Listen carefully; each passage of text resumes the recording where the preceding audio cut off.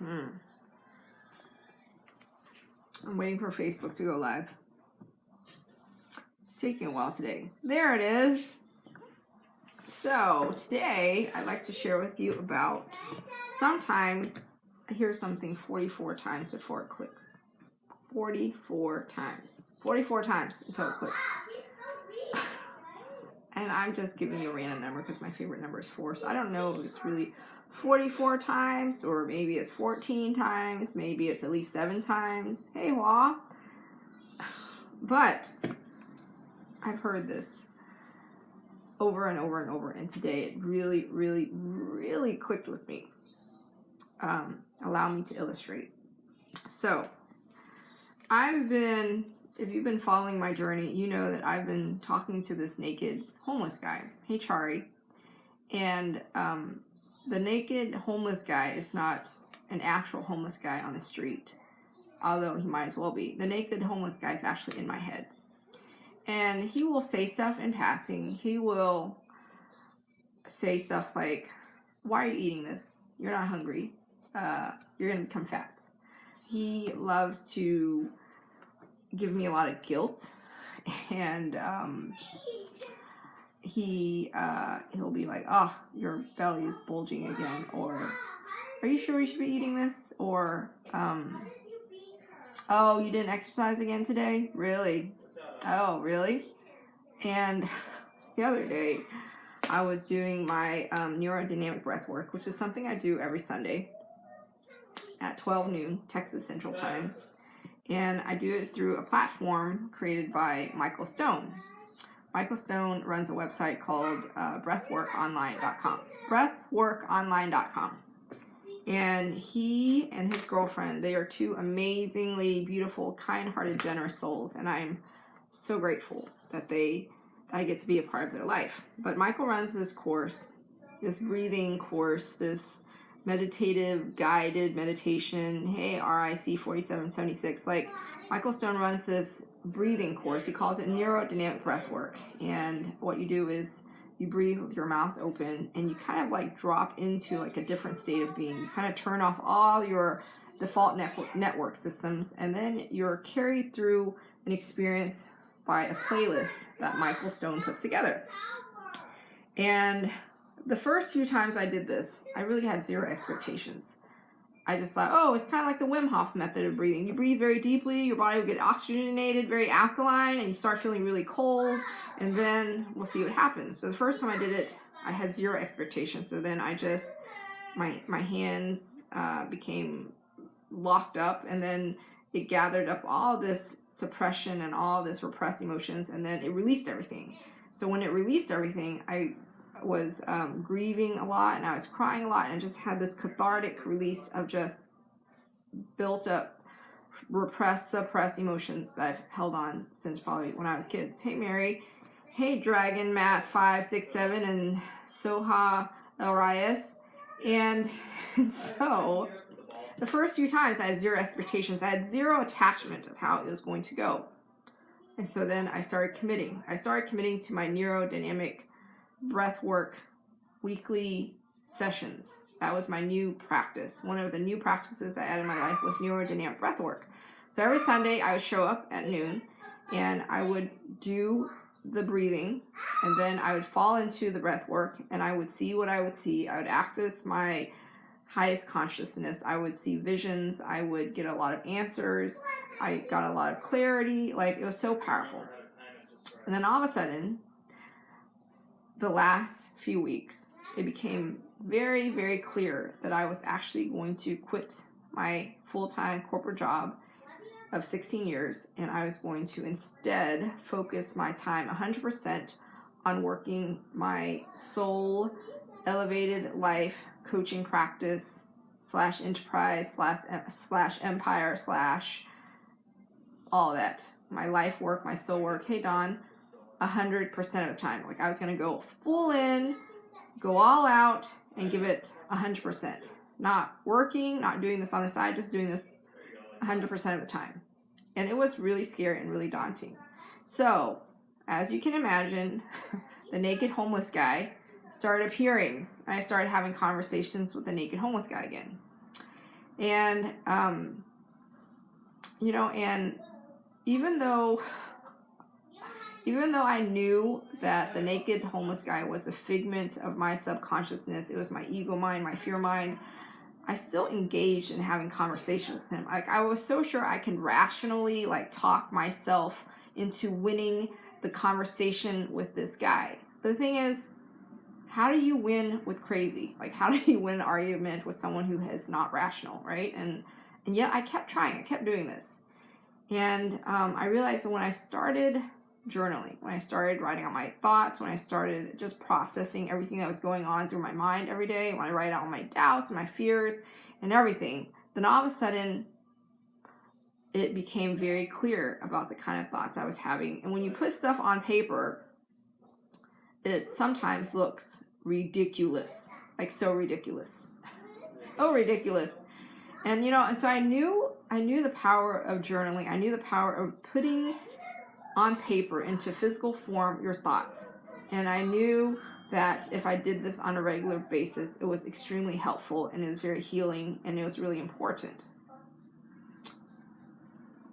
But I didn't know to what extent. And I noticed that when I got out of my journaling practice, inevitably, my meditation practice would be off. And inevitably, I would start feeling really crappy. I would start feeling really out of alignment again. And the naked homeless guy in my mind would start having more power over having conversations with me. Hey, Lisjan Poroko. And today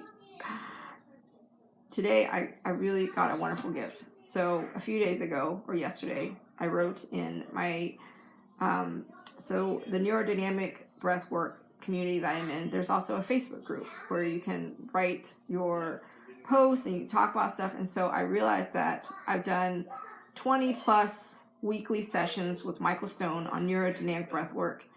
And the last few sessions, maybe the last one or two, I noticed I started resisting the breath work. I started resisting breathing deeply. You know, usually you breathe for 10-15 minutes. But I realized that I started feeling this resistance where I just didn't have the enthusiasm to breathe beyond like a song or two, like beyond 5 minutes to really drop into the process. Thanks for the thumbs up. And I was so resistant to this, and I really didn't have any idea why. And I was perplexed, and I was thinking, gosh, like, what is it? Like, what's going on? Like, hi, Ava. Eva, she's pooping. Can you put her in the potty? And I realized that I felt this resistance that I could not overcome. Like, I couldn't explain it. I didn't know how to deal with it. And so I wrote in the group, have you noticed that sometimes, or no, I said, I'm feeling this resistance to breathe beyond the recommended 10 to 15 minutes. I would breathe for like 5 minutes and then I just wanted to call it quits. And Michael Stone's girlfriend, her name is Simi, she said something so profound. She was just like, she said, if the naked homeless guy in your mind, if your resistance had lips, what would it say? And I said, it would say stuff like, oh my gosh, like, do I have to breathe for 10 to 15 minutes? Do I have to do this? Don't I have other things to do? Why do I have to do this on a weekly basis? What is this neurodynamic breath work thing about anyways? Why do I have to do this every week? Like, I don't want to do this anymore. I have so much stuff to do. I should be doing other stuff. And she called it the ego mind. And she said, well, it seems very clear that you know what your resistance is saying. And since you're so clear about it, you could write it out and have the different opposing views of what your fear mind is saying and what pretty much you're committed to, what you know to be a fact about why you do your neurodynamic breath work on a weekly basis. Like, what are you committed to? Like, why do you do it? Because you actually get something out of it, because I was starting to become really attached to getting something out of it. Like, I noticed that when I did it, I would get visions and I would get answers and all this stuff. And so I was like, well, I'm not going to breathe beyond 5 minutes. If I don't breathe beyond 5 minutes, then I can throw my little temper tantrum in the corner as my subconscious 5-year-old and not get any experience out of it. And then I would have the perfect reason to get out of it. Then I wouldn't have to do it anymore because I'm like, yeah, it just doesn't work anymore, so I'm not going to do it anymore. Hey, advanced coaching. And she said, if you write it out, you can really see it for what it really is. And I was like, oh my gosh, that is so profound and that's so simple and so true. And pretty much it's reinforced something I've heard at least 44 gazillion times. And my master life coach has reiterated the importance of journaling 100 times. And when she talked about it, she would say, it's kind of like you're thinking in this primordial language. And once you put it on words and on paper, you really see it for what it is. And it's so powerful to put it into a physical form to see it. And so Sammy, what she was saying was when you write it on paper and you see it for what it is, you are bringing your subconscious limiting beliefs to the surface into a conscious level, and you're processing it and seeing for what it is. You're examining the evidence that was suppressed and below the surface. And you're bringing it up to the surface. You're like fishing it out of the water. You're looking at it for what it is, and you can see if it has any substance, if it has any value, if there's any validity to what it is saying. And if anything, you learn so much. Like if you bring a fish from underwater, you bring it out and you look at it, you dissect it. Not that I condone dissecting live animals or anything like that, being a vegan. But like there is knowledge to be had. There are discoveries to be made. There are things to learn. And I so got that. Like when I put 2 and 2 together and I heard something for the 44th time, pretty much the same thing, said it in 44 different ways by 44 different people, or at least 2 different people, it hit me. It dawned on me. It dawned on me. My coach, she did something for a while and it just perplexed me. She would write 10,000 words every single day. And her husband asked her, when you do that much writing, are you getting anything out of it? Are you getting like value out of it? And I thought, that's an interesting question to ask.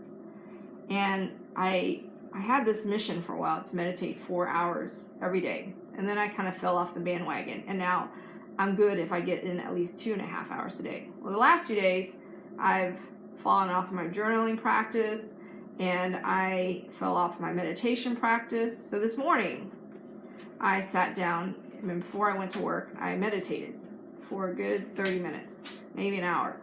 And when I did that, my mind was so clear. Like I went into work and I had so much clarity and I had so much more appreciation for life. And I realized that the meditation practice was so pivotal to my life. Just like for my master life coach, her writing 10,000 words a day was kind of like an exaggerated form of my meditation practice. Like it was a way for you to pour out all your subconscious limiting beliefs and really clear out the pipes so that you can have really good information flow through. It's the same thing with my meditation. Like if I did not commit to my meditation practice, then I didn't have the capacity to be grateful and appreciative. I didn't have the capacity to see the magnificence that surrounds me. I was less connected to the God source, to the Heavenly Father, to the multiverse. I was less connected to the divinity within me. It was like, if you don't plug into the source, you're not going to get charged up. And I was getting depleted. And it's the same thing with your journaling practice. The same thing with writing out your ego, your fear, the naked homeless guy I was talking about. Like if you write it out, we call it a journaling practice. You can call it your writing practice. You can call it taking it from the subconscious level to the conscious level.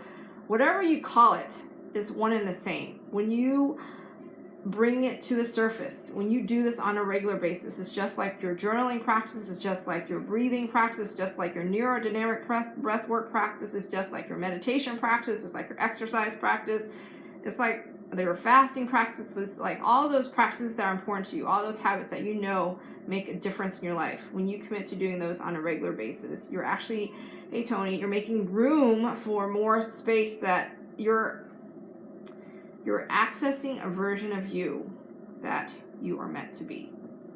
And I was driving home from work today, and I realized, and I was brainstorming, I was thinking, okay, in a month, I'm quitting my corporate job. I've been working for 16 years. I'm quitting my full-time corporate job. I've been working for 16 years. I'm putting 100% of my time instead on building my coaching practice. And I'm putting 100% of my time into serving, into doing my life work and doing my soul work. And I thought, how am I going to make this business sustainable? How am I going to create this kind of life? How's it going to come together? And it was pretty evident to me that two of the biggest things I need to do was meditate 4 hours a day and write at least 2 hours a day. And then, of course, exercise at least an hour a day. And then spend maybe 2 hours with my kids and eating and all that other stuff, basic life stuff. And maybe another 2 hours with networking, reaching out to people, writing content, writing my courses, all that stuff, clearing out my brain. The 4 hours I mentioned as far as writing goes, I was going to spend a lot of it on writing the book, but I have a feeling that a lot of it also would to do with cleaning out my pipes. Like Lauren, when she wrote 10,000 words every single day, for me, it would be the same thing. It would be like clearing out the pipes, getting all that junk out, bringing all those subconscious limiting beliefs out, bringing it to the surface, spitting it out, seeing for what it is, and then that gives space and room for the new ideas, for the new, for the messages from and the inspiration from the muse. From, one time I had a coaching session with one of my clients, and after the coaching session, I was so freaking exhausted, and I was like, how is this sustainable? And I realized, if I meditate 4 hours a day, hey, 10 Paco 26, like if I meditate 4 hours a day, I write at least 4 hours a day, break it up, 2 hours on writing a book, journaling, 2 hours on creating content and coursework and stuff, and probably networking with people and messaging and following up on all this stuff, like talking to my clients, checking up on them and stuff like that, just touching base. Like, if I did that, that was huge. That was so huge, because that is like charging back into your divinity, into the God source. And then when I had my client calls, I would not be depleted. In fact, I would be in a position, I'd be a charged up, ready version of myself to serve and to listen fully with my heart and soul, to execute eloquently when I do my relationships course every 2 weeks with Michael Stone, when I teach another course, when I launch my next course, when I sit and write my book, all that stuff. Hey, Frankie. And so, it made so much freaking sense. It was that simple. The simple stuff was the stuff that I would do to take care of myself, to really be my best self, to plug back into the God source, was the very thing that was going to help me tune into the vibrational frequency that would help my clients and my customers, my audience, my readers, my viewers, my friends, my family, myself, humanity, our planet, like all of it. It simply starts with me sitting down, meditating, pouring out all the junk, bringing all my subconscious limiting beliefs and crap up to the surface, seeing for what it is, clearing it all out so that I can be the best version of me, fully charged, connected to the God source, connected to my divine source, to truly be here and serve. It was that simple. And it's so symbiotic, and it's so beneficial for both ends, for both parties, for me and the people I interact with and the people that I serve. So profound. So that's all the message I had for you today. And if you didn't already know, I am a life Sherpa. That is my life purpose. This is what I came here to do. And I help fellow souls in their climb up the mountain. So if you're looking to accessing the multiverse within you, you're looking to living your best life, you're looking to powerfully create the life you desire to live, I'm your Sherpa. I can be the expert mountaineer to help you guide you and lead you up your climb up the mountain. You can work with me weekly in a group capacity on Wednesdays at 8 p.m. Texas time, 6 p.m. California time.